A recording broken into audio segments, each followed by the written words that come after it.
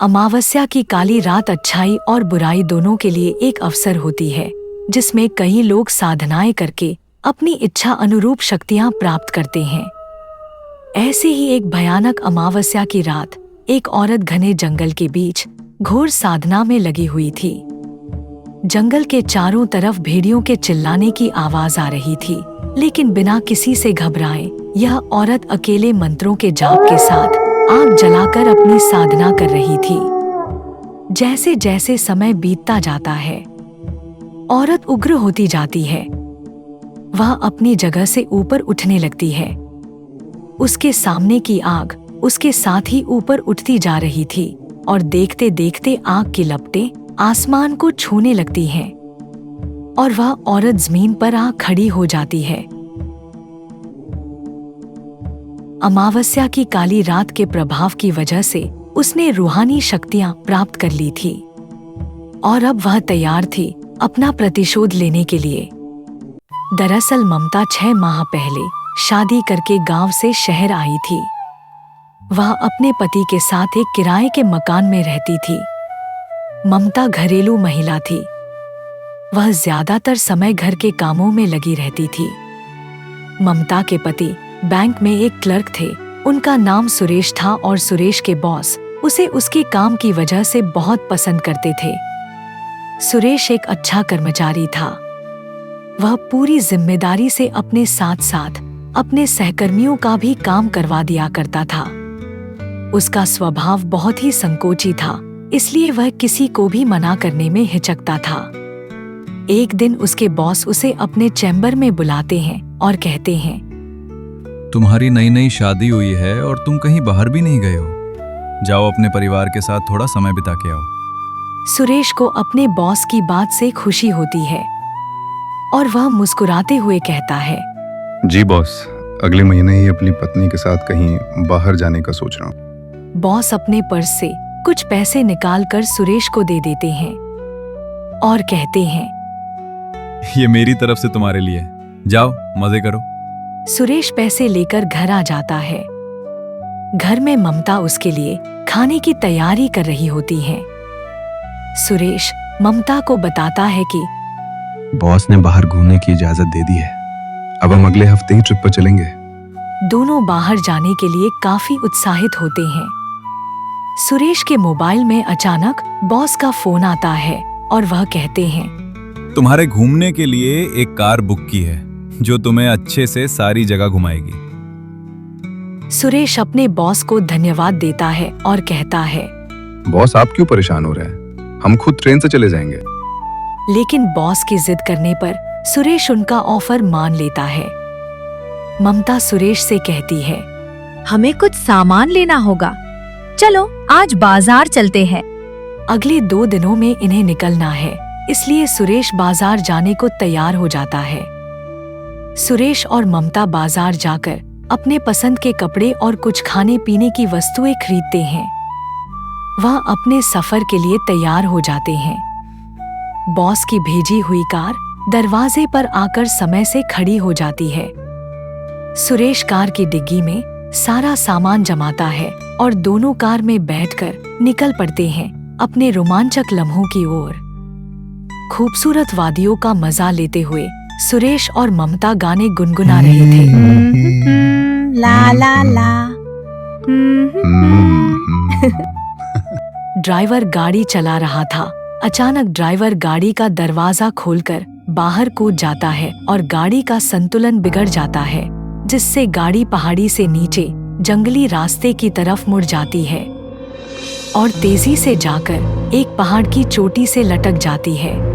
ममता और सुरेश जोर जोर से चिल्लाने लगते हैं। बचाओ कोई। तभी सड़क के ऊपर एक कार आकर रुकती है, लेकिन इनकी कार रोड से थोड़ा नीचे एक पहाड़ी के ऊपर टिकी होती है। कार की आवाज सुनने से दोनों को लगता है कि अब शायद यह बच जाएंगे। तभी ऊपर से एक व्यक्ति बड़ी सी लकड़ी लेकर इनकी कार को जोर जोर से धक्का देने लगता है। ममता और सुरेश को कुछ समझ नहीं आता कि यह इन्हें बचाना चाहते हैं या मारना। अचानक सुरेश की नजर अपने बॉस पर पड़ती है, जो कि सड़क के किनारे खड़े होकर फोन पे बात कर रहा होता है। सुरेश जोर से आवाज बॉस लगाता हमें है, बचाइए, प्लीज बॉस, यहाँ देखे, हम यहाँ नीचे लेकिन हैं। सुरेश के बॉस एक बहुत बड़ा पत्थर लाकर कार के ऊपर पटक देते हैं, जिससे कार का संतुलन बिगड़ जाता है और कार खाई में जा गिरती है। खाई गहरी होने के साथ साथ जानवरों से भी भरी है। दरअसल यह बहुत बड़ा जंगल है जो जमीन की बहुत गहराई में फैला हुआ है। यहाँ गिरने के बाद आज तक कोई नहीं बचा, इसलिए सुरेश के बॉस ने उसे मारने के लिए यही जगह चुनी थी। सुरेश के बॉस उसे क्यों मारना चाहते थे, यह बात एक राज रह जाती है और दोनों गाड़ी समेत खाई में गिर जाते हैं। अगली सुबह अखबार में हादसे की खबर छपी होती है, लेकिन साथ ही करोड़ों रुपए की हेराफेरी का आरोप भी सुरेश के ऊपर लगा होता है। दरअसल सुरेश के बॉस ने ऐसे कई खातों से सुरेश के जरिए पैसे निकलवाए थे, जिन खातों में लंबे समय से कोई प्रतिक्रिया नहीं हुई और बैंक की ऑडिट के दौरान पाया गया कि सुरेश के सिग्नेचर की मदद से यह काम हुआ है। लेकिन अब सुरेश दुनिया में ही नहीं है, वह नहीं कह सकता कि यह काम उसके बॉस ने उससे करवाया है। सुरेश और ममता की दुनिया उजड़ चुकी थी, लेकिन होनी को कुछ और ही मंजूर था। हादसे में सुरेश की मौत हो जाती है, लेकिन किस्मत से ममता की जान बच जाती है। खाई में गाड़ी गिरने के बाद ममता बेहोश हो चुकी थी। तभी एक जंगली व्यक्ति की नजर इनकी कार पर पड़ती है और वह दोनों को देखने के लिए कार के नजदीक जाता है और देखता है कि सुरेश मर चुका होता है, लेकिन ममता की सांस चल रही होती है। इसलिए वह उसके पति को छोड़कर ममता को अपने साथ अपने कबीले ले आता है।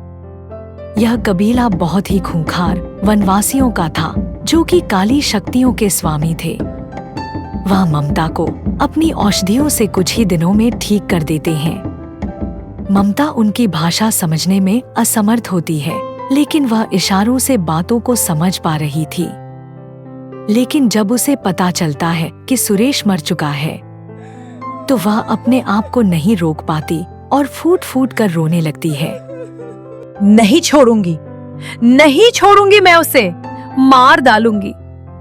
मेरे पति को मुझसे छीन लिया, नहीं छोड़ूंगी। वह सिर्फ इतना जानती थी कि उसके पति के बॉस ने ही उनकी जान ली है। अब वह बदला लेना चाहती थी। उसे कोई रास्ता नजर नहीं आ रहा था। वह तय करती है कि इन्हीं के बीच में रहकर वह काली शक्तियां प्राप्त करेगी और अपने दुश्मन का सर्वनाश करेगी। और कहानी वहीं आ जाती है जहां से शुरू हुई थी। ममता घने जंगलों में काली शक्तियां प्राप्त कर चुकी थी और अब वह इतनी ताकतवर थी कि पलक झपकते ही वह किसी भी स्थान में पहुंच सकती थी। उसके एक इशारे पर किसी भी व्यक्ति को खाक में मिलाया जा सकता था। ममता एक मॉडर्न लड़की बनकर बॉस के दफ्तर पहुंच जाती है।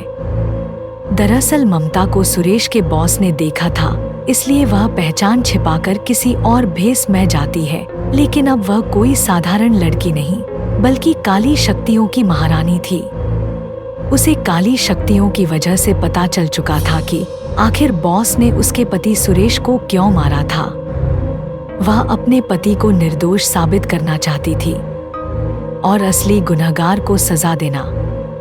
ममता ने काली शक्तियों के प्रभाव से एक आकर्षित रूप धारण किया था, जिसे देखते ही सुरेश के बॉस मोहित हो जाते हैं। ममता बॉस से झूठ कहती है कि मेरे पिता के खाते में करोड़ों रुपए हैं, लेकिन वह खाता किसी और का होता है जो इस दुनिया से जा चुका था और उसके बेटे भी उस खाते के बारे में नहीं जानते। लेकिन ममता को अपनी काली शक्तियों से उस खाते की जानकारी मिल जाती है, इसीलिए वह उदाहरण की तरह उसी बैंक खाते का इस्तेमाल करती है।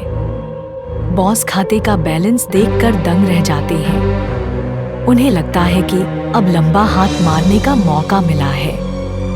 तभी बॉस कहते हैं, जी मैडम, आपका काम हो जाएगा, लेकिन इसके बदले 50% मुझे चाहिए। ममता तुरंत हाँ कर देती है। तभी वह अपने एक क्लर्क को बुलाते हैं और कहते हैं कि जाओ मैडम के खाते से पैसे निकालने की प्रक्रिया पूरी करो। क्लर्क बैंक में नया था। उसे बॉस की काली करतूत नहीं पता कि बॉस कैसे निर्दोष कर्मचारियों को गैरकानूनी तरीके से पैसे कमाने के लिए इस्तेमाल करके उन्हें जुर्म में फंसाता है।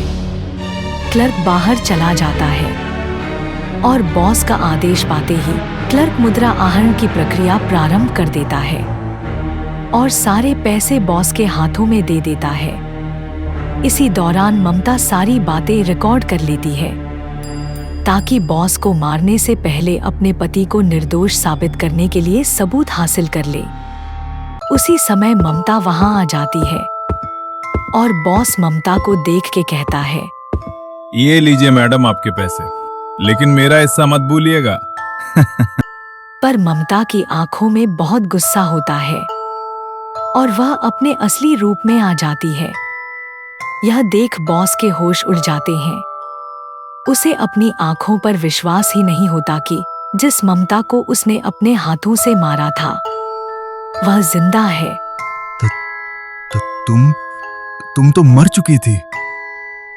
वह डर के मारे वहां से भागने की कोशिश करता है, लेकिन ममता उसे वहीं घेर लेती है। वह ममता के सामने गिड़गिड़ाने लगता है, प्लीज प्लीज मुझे माफ कर दो, प्लीज मुझे मत मारो। और माफी मांगने लगता है। लेकिन ममता अपनी शक्तियों से शस्त्र धारण करती है और उससे बॉस के ऊपर प्रहार करती है। वह दर्द से चीख रहा होता है, लेकिन ममता का गुस्सा शांत नहीं होता। वह लगातार प्रहार करके बॉस की जीवन लीला समाप्त कर देती है। यह सब इतनी जल्दी होता है कि किसी को संभलने का मौका नहीं मिलता। बैंक में उपस्थित लोगों में अफरा तफरी मच जाती है। बॉस के चैम्बर को खून से लाल देख सभी डर से कांपने लगते हैं। ममता ने अपना बदला ले लिया था। ममता अपने आप को पुलिस के हवाले कर देती है। ममता इतनी शक्तिशाली ताकतों की मालिक थी, अगर वह चाहे तो उसे कोई हाथ भी नहीं लगा सकता था, लेकिन वह अपने पति को निर्दोष साबित करने के लिए आत्मसमर्पण कर देती है और सुरेश का केस दोबारा शुरू किया जाता है और कुछ ही महीनों में सुरेश निर्दोष साबित हो जाता है और पाया जाता है कि सुरेश के बॉस ने ही सारे अपराध किए थे और लंबे समय से वह ऐसी ही गतिविधियां करता चला आ रहा था। उसको कानूनी मापदंडों के अनुसार अपराधी माना जाता है, लेकिन अब वह इस दुनिया में नहीं था, इसलिए उसे दोबारा सजा नहीं दी जा सकती थी। लेकिन उसकी हत्या के जुर्म में ममता को सजा काटनी पड़ती है और ममता के बदले के साथ यह कहानी भी समाप्त हो जाती है।